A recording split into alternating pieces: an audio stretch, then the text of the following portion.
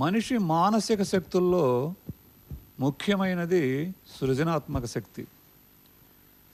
పిల్లలకు పుట్టుకతో వచ్చేటటువంటి రకరకాల మానసిక శక్తుల్లో సృజనాత్మక శక్తి కూడా ఒకటి. ఆ సృజనాత్మక శక్తిని బాగా పెంపొందించగలిగితే పిల్లల్లో మిగిలిన మానసిక శక్తులను కూడా బాగా పెంపొందించవచ్చు అనేది మనోవైజ్ఞానిక శాస్త్రవేత్తలు చెప్పినటువంటి అభిప్రాయం. సున్నితమైనటువంటి మనసుని పిల్లల్లో పెంపొందించాలి, మంచి మనుషులుగా పిల్లల్ని తీర్చిదిద్దాలి. ఈ కోణంలో ఈ పిల్లల కవిత్వ శక్తి అద్భుతంగా పనికొస్తుంది. ఇలా కవిత్వం రాసేటటువంటి పిల్లల వలన రేపటి ప్రపంచం శాంతిగా చక్కగా వికసించడానికి అవకాశం ఉంటుంది. ఈరోజు మనం ఈ బాల కవి సమ్మేళనాన్ని ఇప్పుడు ఇక్కడ ప్రారంభించుకోబోతున్నాం. ముందుగా కడ దేవేంద్ర రాహుల్ రెడ్డి కృష్ణా జిల్లా పెడంలో జిల్లా పరిషత్ ఉన్నత పాఠశాలలో 9వ తరగతి చదువుతున్నాడు. అతని కవిత నాటి భారతం నేటి భారతం అని మీకు కవిత వినిపిస్తాడు. రాహుల్ రెడ్డి. నేను చదివే కవిత నాటి భారతం నేటి భారతం. నాడు పద్య కవులెందరెందరో గద్య రచయితలందరందరే నా భరత భూమిలో. కవులను పోషించిన రాజులెందరెందరో అపురూప కట్టడాలు నిర్మించిన చక్రవర్తులందరందరే నా భరత భూమిలో. కీర్తివంతులెందరెందరో త్యాగులందరందరే నా భరత భూమిలో. శౌర్య పరాక్రమాలు గలవారెందరెందరో శాంతి కపోతాలను ఎగురవేసిన వారందరందరే నా భరత భూమిలో. మన మతం మానవత్వం, మన జాతి భరత జాతి అను తలచువారెందరెందరో నా భరత భూమిలో. మానవతావాదులెందరెందరో మహిమాన్వితులందరందరే నా భరత భూమిలో. కానీ మానవుడు దానవుడై మసలుకుంటున్నాడు నేడు. మానవులలో వచ్చింది క్రూర గుణము. నిలువునా నరుకుతున్నాడు చెట్లను, లేదా మీకు దయాగుణము? తెలివిగల మూఢుడైన ఓ మానవుడా, నిలువునా నరికేది నీవు చెట్లను, మానవ జాతి ఉనికినిరా. చెట్లే నీ భవితకు జీవనాధారం, అది లేకపోతే లేదురా నీ భవితకు ఆధారం. స్వర్గాన్ని అలంకరించిన ఓ కవి సార్వభౌములారా, దేశ కీర్తిని నలుదిశలా నింపిన ఓ శౌర్య ధనులారా, నాడు దేశ స్వాతంత్రానికై నడుం బిగించిన ఓ మహాత్ములారా, నేడు నా దేశము ఎన్నో సమస్యల్లో పీడించబడుతోంది. నాడు భారతమాత దాశ విముక్తికై శమర శంఖం ఊరించారు. నేడు పర్యావరణ ఆరోగ్య రక్షణకై తరలిరండి. దేశ పౌరులకు స్ఫూర్తినియండి. ఈ ప్రజల అంధకారాన్ని తొలగించండి.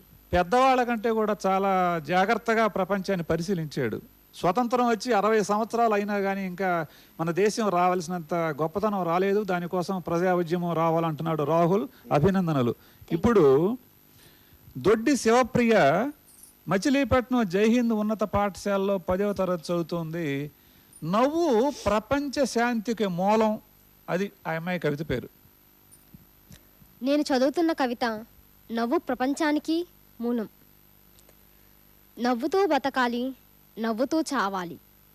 నవ్వు నీ జీవితాన్నే మార్చివేస్తుంది. నవ్వు నీ హృదయ అలజడిని తగ్గిస్తుంది.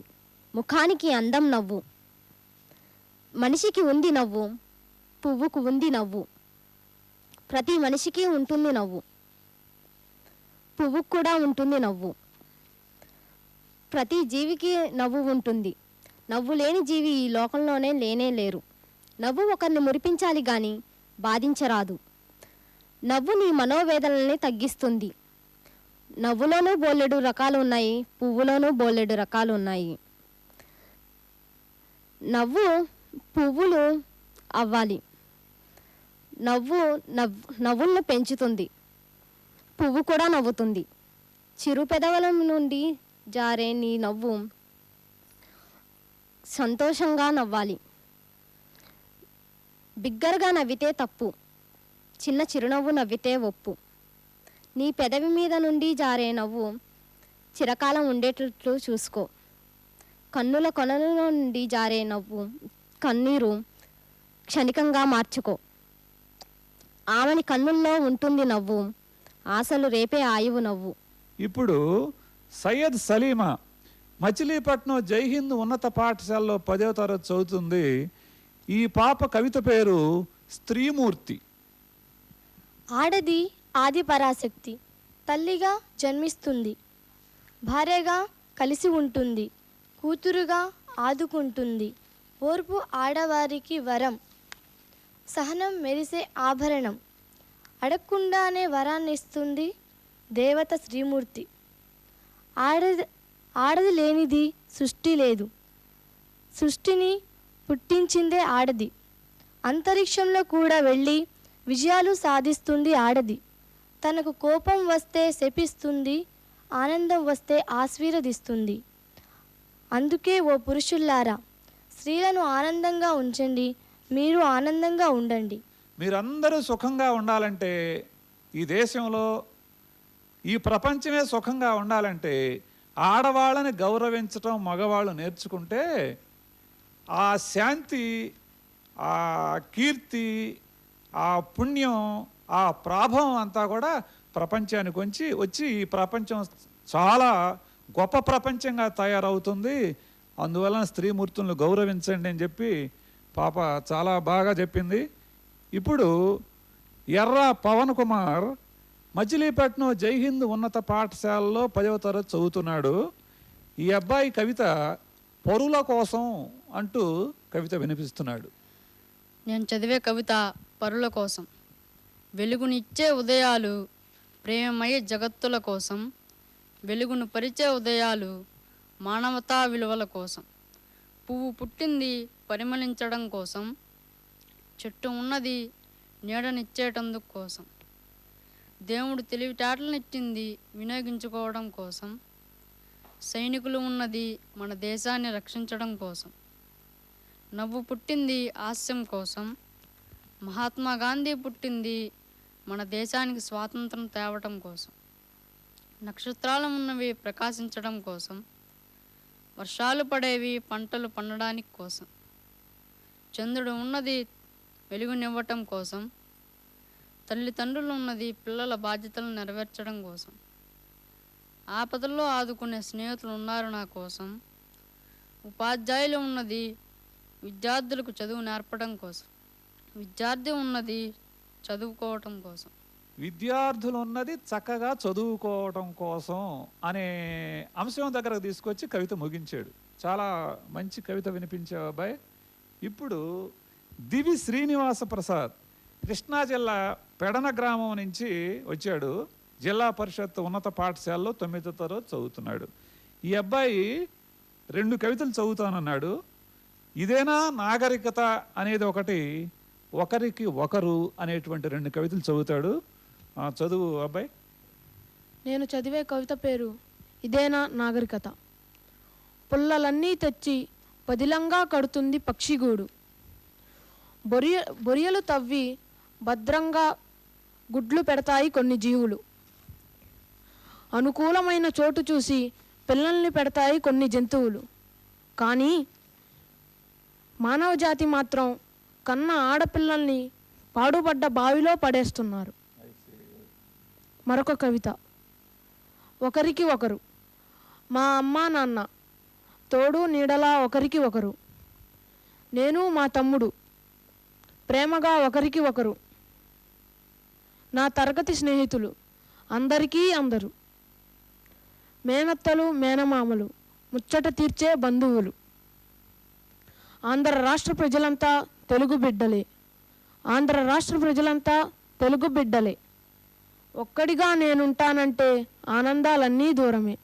ఒక్కడిగా నేనుంటానంటే ఆనందాలన్నీ దూరమే. Thank you. ఈ అబ్బాయి చూసారా, సృష్టిలో ఎన్నో జీవులు ఉంటాయి. పసిబిడ్డల్ని కంటాయి, పెంచుతాయి, గొప్పగా పోషిస్తాయి.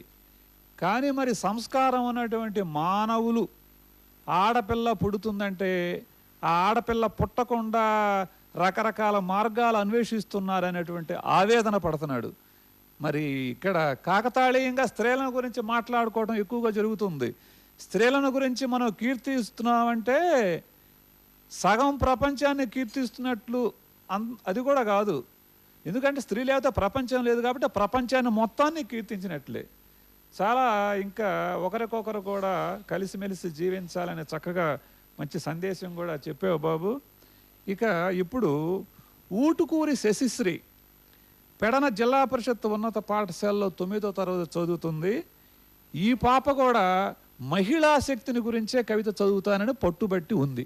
చదువమ్మా. నేను చదివే కవిత పేరు మహిళా శక్తి. అన్నం పెట్టే అన్నపూర్ణ నడుగు, జన్మనిచ్చే జనని నడుగు, నివాసమిచ్చే నేల తల్లి నడుగు, ఈ దుఃఖమయ జీవితం ఎందుకని. కన్నీటి వర్షంలో తడుస్తూ, బాధల బాటలో నడుస్తూ, కలతలనే కలలు కంటూ, ఆర్తినే ఆహారంగా భుజిస్తూ, లోపలున్న బాధను, మనసులో ఉన్న మాటలను, మమతల ఎడబాటును ఎవరికి చెప్పాలి? ఈ జీవితానికి మార్గం శూన్యమేనా? ఆడదాని ఆశలు ఆశయాలు ఎండమావిలోని నీరులా కాకూడదు. ఏ ఆయుధము లేదా ఆడదాని కష్టాల్ని హతమార్చడానికి, ఏ యంత్రము లేదా స్త్రీ జీవితాన్ని బాగు చేయటానికి. ఉంది. చదువనే ఆయుధంతో, విజ్ఞానమనే దీపంతో అంధకారపు బాటలో నడుస్తున్న ఈ సమాజాన్ని వెలుగుల బాటలో నడిపిస్తాను. మూఢనమ్మకాల ముసుగుతో కప్పి ఉన్న ఈ సమాజాన్ని మానవత్వాల వెలుగులోకి నడిపిస్తాను. Thank you sir. బాగుందండి. ఈ అమ్మాయి ఈ 60 ఏళ్ల స్వతంత్రం సాధించుకున్నటువంటి ఫలాలన్నీ కూడా బాగా దక్కాలంటే ఇంకా ఇప్పటికీ కూడా ఇంకా ఆడపిల్లల చదువు వెనకబడే ఉంటుంది. అందుకని ఆడపిల్లల్ని తల్లిదండ్రులు చదివించాలి. చదువు అనేది 3వ కన్ను. అట్లా ఎవరో వచ్చి వీళ్ళని బాగు చేస్తారని అనుకోవాల్సిన అవసరం లేదు. ఆడపిల్లని చదివిస్తే వాళ్ళని వాళ్ళు తీర్చుకుంటారు, ఈ ప్రపంచాన్ని కూడా తీర్చిదిద్దుతారు అని చక్కగా ఈ అమ్మాయి కవిత చెప్పింది. సంతోషం అమ్మ. ఇక Lanka Rupendra Venkata Ganesh Kashyap Machilipatnam little flower the leader అనే పాఠశాలలో 7వ తరగతి చదువుతున్నాడు. ఈ అబ్బాయి కూడా 2 కవితలు వినిపిస్తాడు. నా ఆలోచన మా అమ్మ అనే 2 కవితలు వినిపిస్తాడు. ముందుగా నా ఆలోచన వినిపించయ్యా. నేను చదివే కవిత పేరు నా ఆలోచన. ఓ మనిషి, పువ్వుని చూడు, ఆనందం పంచు. పక్షిని చూడు, స్వేచ్ఛగా బ్రతుకు. చెట్టుని చూడు, త్యాగాన్ని నేర్చుకో. నదిని చూడు, నలుగురికి సాయపడు. పర్వతాన్ని చూడు, తలెత్తుకు జీవించు. నింగిని చూడు, విశాల మనస్సును పొందు. భూమిని చూడు, ఓర్పు నేర్చుకో. చీమని చూడు, కష్టపడు. కానీ మూర్ఖుని చూడకు, కుంచుకుపోకు. మరొక కవిత. మా అమ్మ, నన్ను లాలించి పెంచిన మా అమ్మ. ఆకలేస్తే అన్నం పెట్టి ఆకలి తీర్చే అన్నపూర్ణ. బాధపడితే ఓదార్చి బాధ తీర్చే మిత్ర. సంతోషంలో నాతో నవ్వే హర్షిని. ఆనందాన్ని నాకు పంచే సుహాసిని. వృద్ధాప్యంలో నా తోడు కోరబోవని దీశాలి. జన్మజన్మలకి నన్ను రుణగ్రస్తుడిని చేసే రుణదాత. ఆ నుండి సహాయం కోరకుండానే ఆవిడ తన బాధ్యతగా త్యాగంగా చేసింది అని చెప్తున్నాడు. అంటే పరోక్షంగా ఏంటంటే మనం ఇంకా ఆవిడకి వృద్ధాప్యంలో ఎంత సేవాభావంతో ఉండాలని చెప్పడం ఉద్దేశం. Very good. పిచ్చుక అన్నపూర్ణ కృష్ణా జిల్లా పెడన జిల్లా పరిషత్ ఉన్నత పాఠశాలలో 8వ తరగతి చదువుతుంది. ఈ అమ్మాయి కూడా 2 చిన్న కవితలు చదువుతుంది. మామ చందమామ మనశ్శాంతి. నేను చదవబోయే కవిత పేరు మామ చందమామ. ఆకాశంలో చందమామ, వెన్నెల విరిసే మంచి మామ. ప్రతిరోజు నీవు కనిపించాలి, వెన్నెల కాంతులు వెదజల్లాలి. నా అడుగుల్లో అడుగు వేయాలి, భూమిపై నేనున్నా, ఆకాశంలో నీవున్నా, నా జట్టు నీవై కలిసుండాలి. మామ ఓ చందమామ. మరో కవిత మనశ్శాంతి. విరిసిన సిరి మల్లె పువ్వులో దొరుకుతుంది శాంతి. ఆకాశంలోని నక్షత్రాల మెరుపులో తలుకులీనుతున్న కాంతి. స్వేచ్ఛగా ఎగిరే పక్షుల కిలకిల రావాలలోని శాంతి. అన్నీ కొద్ది కాలంలో ఉండేవి అయినా అన్నీ కలిపి ఒకటిగా చేసి చూస్తే కనిపించేదే స్నేహ కాంతి. అందులోనే దొరుకుతుంది నిజమైన విశ్రాంతి, నిజమైన మనశ్శాంతి. స్నేహం అంటే మనసుని ముడివేసేటటువంటి వివాహ బంధం కంటే కూడా గొప్ప బంధం స్నేహం. అందుకే చాలామంది పెళ్ళైన తర్వాత కూడా వాళ్ళ మిత్రులను వదిలిపెట్టలేకపోతారు. అట్లా ప్రపంచంలో ఉన్నటువంటి వాళ్ళందరూ కూడా కలిసి ఉండాలంటే, ప్రపంచ శాంతి, భారతదేశం సమైక్యంగా సాగటం అనే లక్ష్యాలు సాధించాలంటే ఈ స్నేహభావం అనేది మనుషుల్లో పెరగాలని ఈ పాప చాలా చక్కగా చెప్పింది. ఇప్పుడు మెట్ల శివనాగ గణేష్ మచిలీపట్నం జైహింద్ ఉన్నత పాఠశాలలో 10వ తరగతి చదువుతున్నాడు. ఈ అబ్బాయి నా ఇష్టాలు అంటూ కొన్ని ఇష్టాలు ఆ అబ్బాయి కవిత్వంలో వినిపిస్తాడు. జన్మనిచ్చిన తల్లిదండ్రులంటే నాకు ఇష్టం, వారి మాటల్లో నడవడం అంటే నాకు ఇష్టం, తోడబుట్టిన చెల్లెలంటే నాకు ఇష్టం, దాని ముద్దు పలుకలంటే మరీ ఇష్టం, పాఠాలు బోధించే ఉపాధ్యాయులంటే నాకు ఇష్టం, చదువుకోవడం మరీ ఇష్టం, స్నేహితులంటే నాకెంతో ఇష్టం, వారితో కలిసి అభివృద్ధి చెందడం అంటే మరీ ఇష్టం, గాంధీజీ అంటే ఎంతో ఇష్టం, వారి అహింసా మార్గం ఎంతో ఇష్టం, సృష్టించిన దేవుడంటే నాకు ఇష్టం, ప్రకృతి సంపద అంటే నాకు ఇష్టం, బోసినవ్వుల పాపలంటే మరీ ఇష్టం, వారి భవిష్యత్ అంటే మరీ ఇష్టం, మానవోత్తములంటే నాకు ఇష్టం, క్రమశిక్షణ కలిగిన యువత అంటే నాకు ఇష్టం, వారు సాధించిన అభివృద్ధి మరీ ఇష్టం, స్త్రీలను గౌరవించడం నాకు ఇష్టం, వారిని ప్రోత్సహించడం మరీ ఇష్టం, చెట్లను పెంచడం నాకు ఇష్టం, వాటి సేవాభావం మరీ ఇష్టం, పెద్దలను గౌరవించడం నాకు ఇష్టం, వారి అనుభవాలు తెలుసుకోవడం మరీ ఇష్టం, తెలుగు భాషా సంస్కృతి అంటే నాకు ఇష్టం, తెలుగు వెలుగుల కవితలంటే మహా ఇష్టం. ప్రపంచంలో మంచి మంచి సంగతులన్నీ చాలా బాగా ఇష్టపడుతూ చివరిలో ఏం చెప్పాడు చూశారు కదా, తెలుగు వెలుగు కవితలంటే చాలా ఇష్టం అని ముగించాడు. అంటే మనం మరిచిపోతున్నటువంటి తెలుగు భాషని, ఈ సంస్కృతిని, తర్వాత మన సాహిత్యాన్ని, వీటన్నిటినీ నేను ప్రేమిస్తానంటున్నాడు. ఈ స్ఫూర్తితో అందరూ ముందుకు కొనసాగాలి. ఇక ఇప్పుడు Marella Tarun Sri Durga Kalyan Machilipatnam Saint Francis English medium స్కూల్లో 5వ తరగతి చదువుతున్నాడు. ఈ బాబు పొడుపు కవితలు తయారు చేసుకొచ్చాడు. బాబు వినిపించు నీ పొడుపు కవితలు. సన్నగా ఉంటాను, ఎత్తుగా ఉంటాను, జుట్టు విరబోసుకొని ఉంటాను, నేను ఎవరిని. అంటే ఇప్పుడు ఆ సమాధానం ఏం చెప్పాలి, అంతేనా? సన్నగా ఉంటాను, ఎత్తుగా ఉంటాను, జుట్టు విరబోసుకుంటాను, నేను ఎవరిని చెప్పాలి. మీరు ఎవరని చెప్తారా? చెప్పయ్యా. కొబ్బరి చెట్టు రైటేనా? Very good. ఇంకో పొడుపు కవిత అడుగు. నేను పసుపు చొక్కా తొడుక్కుంటాను, మీరు నా చొక్కా లాగేస్తారు, నన్ను మింగేస్తారు, నేను ఎవరిని. అందరికి వినపడిందా? వినపడింది కదా? చెప్పు జైత్రు. అరటిపండు. నాకు 3 టైర్లు ఉంటాయి, పక్క పక్కనే ఉంటాయి, నేను వేగంగా పరిగెడతాను, నేను ఎవరిని. చెప్పయ్యా. ఫ్యాను. ఇది 3 టైర్లు ఉంటాయి, పక్క పక్కన ఉంటాయి అంటే అంటే 3 రెక్కలు ఉంటాయి, పక్క పక్కనే ఉంటాయి, వేగంగా పరిగెడతానంటే ఫ్యాను. Okay very good. ఇక పొడుపు కవితలు అంటే ఇవి ఏంటంటే వాళ్ళు ఇంతకుముందు విన్నటువంటి పొడుపు కథల్ని, పుస్తకాల్లో చదివినటువంటి వాటిని కాదు ఆ బాబు పొడుపు కథలుగా తీసుకురాలేదు. తాను ఈ పరిసరాల్లో ఉన్నటువంటి వస్తువులను చూశాడు, వాటిని కవితలుగా మలిచి పొడుపు కవితలు అన్నాడు. అది ఈ పొడుపు కవితల్లో ఉన్నటువంటి విశేషం. ఇక ఇప్పుడు ఇక్కడ ఈ పాల్గొంటున్నటువంటి బాలకవులందరిలో కంటే కూడా చిన్నవాడు చిరంజీవి Marripati Jaitra Machilipatnam Saint Francis English medium స్కూల్లో చదువుతున్నాడు. ఆ అబ్బాయికి వాళ్ళ తాత అంటే బాగా ఇష్టం, అందుకని హాయ్ తాత అంటూ కవిత చదువుతాడు. నా కవిత పేరు హాయ్ తాత హోయ్. మా అమ్మ నాన్నల ఉద్యోగం నన్ను మా తాత అమ్మ దగ్గరికి చేర్చింది. ఎంత మంచి పని చేసింది. లేకపోతే ఏ తాళం వేసిన గదిలోనూ పక్కింటి గుమ్మం ముందు మగ్గిపోవాల్సిందే అనిపిస్తూ ఉంటుంది నాకు. తాత ఒడి ఉండగా కంప్యూటర్ ఎందుకు దండగా, అన్నం పెట్టే తిరికేలేని అమ్మ, గోరు ముద్దలు తినిపిస్తూ వనకపడే అమ్మమ్మ, ఎంత తేడా. తాత చెప్పిన ఆవు దూడ కథ విని ఒక్క క్షణం అమ్మని వాటేసుకున్న ప్రేమతో. అసలే డాక్టర్ అయిన మా తాత నా 2వ తరగతిలోనే ఇంజెక్షన్ చేయటం నేర్పి తానే నాకు మొదటి పేషెంట్ అయ్యారు. తాత మేము హిందువులం అంట అమ్మ చెప్పింది, మరి మీరు అన్న నా అమాయకపు ప్రశ్నకి తాను ముస్లింలని మా అమ్మ క్రిస్టియన్ అని నవ్వుతూ చెప్పిన తాత మాటల్లోనే తెలిసింది అందరం ఒకటేనని.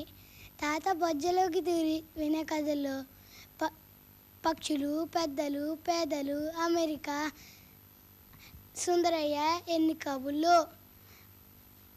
నాకు అమ్మమ్మ మధ్యలో అమ్మ, నాకు నానమ్మ మధ్యలో నాన్న, కానీ నాకు తాతకి నేను. Thank you. చూడండి, ఇంటి వాతావరణం సరిగా ఉంటే పిల్లలు ఎంత బాగా పెరుగుతారు, ఎంత బాగా ఆలోచిస్తారు అనటానికి చిరంజీవి చదివినటువంటి కవిత ఉదాహరణ. మంచి కథ. అక్కడ ఆవు దూడలో ఆ ఆప్యాయత, ఆ కథ చదివిన తర్వాత వాళ్ళ అమ్మను వాటేసుకోవాలనిపించిందట. అట్లాగే ఈ కులాలు మతాలు ఏంటంటే ఒక ఇంట్లోనే ఒకళ్ళు హిందువులు, ఒకళ్ళు ముస్లింలు, ఒకళ్ళు క్రిస్టియన్లని వాళ్ళు చెప్పడంతో మనుషులంతా ఒకటేనని ఆ అబ్బాయికి అర్థమైందట. అది అంటే తల్లిదండ్రులు ఏ విధంగా పిల్లల్ని పెంచితే పిల్లలు ఎంత బాగా పెరుగుతారు అనటానికి వాళ్ళ తాతగారు ఆ అబ్బాయిని రూపొందిస్తున్నటువంటి తీరుని, ఆ అనుభవాన్నే తన కవితగా చిరంజీవి చెప్పాడు. ఇక వారణాసి శ్రీరామ్ కౌశిక్ ప్రకాశం జిల్లా పేర్నమెట్టలో శ్రీసాయి కాన్సెప్ట్ పాఠశాలలో 6వ తరగతి చదువుతున్నాడు. వానా వానా రావమ్మ అని కవిత వినిపిస్తాడు. నేను చదివే కవిత వానా వానా రావమ్మ. వానా వానా రావమ్మ, వడిగా జడిగా రావమ్మ, కుండపోతగా కురువమ్మ, మా గుండె కోతనే తీర్చమ్మ, ఇండ్లపైన కురువమ్మ, ఇంకుడు గుంటలు నింపమ్మ, కొండలపైన కురువమ్మ, కాలుష్యాన్ని తొలగించమ్మ, చెరువులపైన కురువమ్మ, కరువులు ఇకపై మాపమ్మ, అడవులపైన కురువమ్మ, అటవీ సంపద పెంచమ్మ, పంట చేలపై కురువమ్మ, పచ్చని సిరులను పంచమ్మ, ఎడారి నేలపై కురువమ్మ, ఎండిన గొంతును తడుపమ్మ. అది పిల్లలు రాసిన కవితలు, పెద్దలు రాసిన కవితలు మనం పట్టుకోవాలంటే చాలా తేలిగ్గా పట్టుకోవచ్చు. వర్షం మీద కవిత్వం రాసేయంటే కరెక్ట్గా అది పసిపిల్లలే రాస్తారు. ఎందుకంటే వానలో తడవటం అంటే పిల్లలకు బాగా ఇష్టం. ఆ నీళ్ల మీద ఈ కాగిత పడవలేసి ఆడుకోవటం అంటే చాలా ఇష్టం. అట్లా ఆ వానని తన ఆనందాన్ని జోడించి చాలా చక్కగా ఈ అబ్బాయి కవిత వినిపించాడు. ఇంతవరకు మనం ఈ 12 మంది బాలల యొక్క కవితలు విన్నాం. ఈ బాలల కవి సమ్మేళనంలో మనకు కనిపించినటువంటి అంశాలు సూక్ష్మంగా 4 మాటల్లో చెప్పుకుందాం. వీళ్ళందరికీ కూడా దేశం పట్ల ప్రేమ కనిపిస్తోంది, ప్రపంచ శాంతి కోరుకుంటున్నారు, స్నేహం అనే భావాలు మనుషుల్లో పెరిగితే మనుషులు సుఖపడతారని చెప్తున్నారు. ఇంకా ముఖ్యంగా సృష్టి మూలం స్త్రీమూర్తి, ఆ స్త్రీని గౌరవించాలి అనేటటువంటి భావాలని ప్రచారం చేయాలని వీళ్ళు బాగా పట్టుదలతో ఉన్నారు. ఇంకొక ముఖ్యమైన అంశం కూడా ఈ కవితల్లో కనిపించింది. మానవ సంబంధాలలో భారత జాతి వెనకబడిపోకూడదు, ప్రపంచ దేశానికి మానవ సంబంధాల విలువల్ని, కుటుంబ సంబంధాల విలువల్ని తెలియజేయాలనేటువంటి పట్టుదల వీళ్ళ కవితల్లో కనిపించింది. చాలా మంచి కవితలు వినిపించినటువంటి పిల్లలందరికీ కూడా శుభాశీస్సులు. వీళ్ళని ప్రోత్సహించి ఈ కార్యక్రమాన్ని ఇక్కడికి తీసుకొచ్చినటువంటి తల్లిదండ్రులకి, ఉపాధ్యాయులు కూడా ప్రత్యేకమైన కృతజ్ఞతలు. ఈ కార్యక్రమాన్ని ఏర్పాటు చేసిన దూరదర్శన్ వారికి కూడా ప్రత్యేకమైన ధన్యవాదాలు చెల్లించుకుంటున్నాను.